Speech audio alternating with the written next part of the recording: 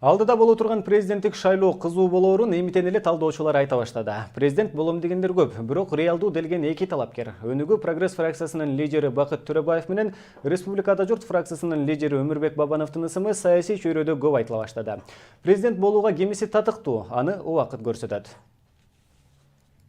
Президенттик шайлоо жакындаган сайын саясий чөйрөдө президент ким болот, ким татыктуу деген суроо кызуу жүрүп жаткандай. Талдоочулардын айтымында реалдуу талапкер катары Өнүгүү Прогресс фракциясынын лидери Бакыт Төрөбаев менен Республикада журт фракциясынын лидери Өмүрбек Бабановдун ысымдары көп айтыла баштады.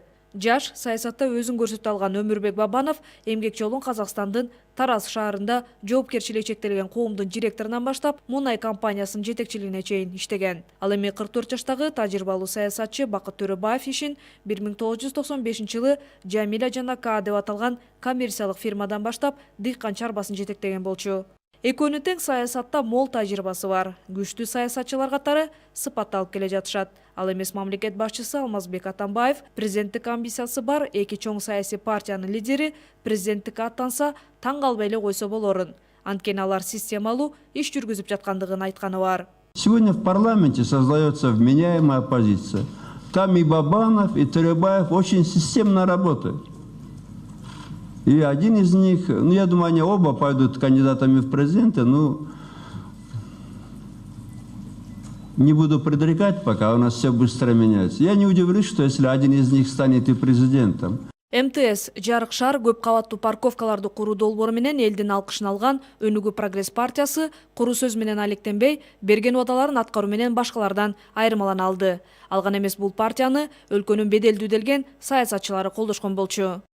Бул партия Бишкекте биринчи жолу шайлоого ат салышып жатканы менен баш калаанын өнүгүшүнө чоң салым кошту.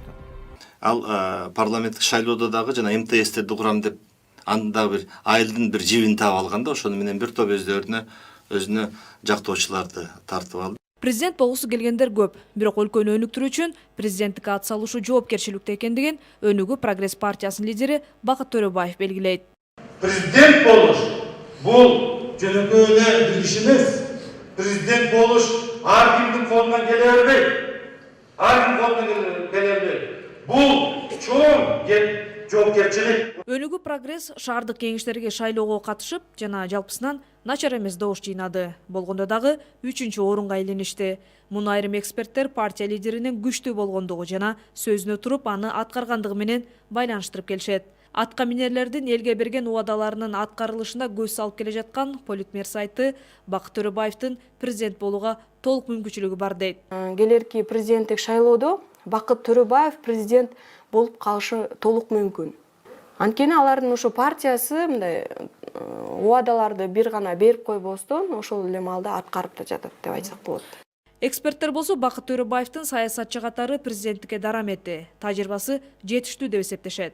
Бакыт Төрөбаев ушул президенттикке атандашса, мына ошондо дагы эле ушул программа, ушунун партиянын көз карашы дагы эле элде колдоо табылат деп ойлойм. Белли болгондой 2017-жылдын күз айларында боло турган президенттик шайлоого даярдыктар азыртадан эле кызуу жүрүп жаткандай. Мамлекет башчысы өзү шайлоого катышпастыгын айткан менен сөзсүз бир мураскерди даярдап жаткандыгын саясий талдоочулар белгилешет. Ал эми чоң жарышка камданып жаткан саясатчылардын кимиси жеңишке жетерин аны убакыт көрсөтөт.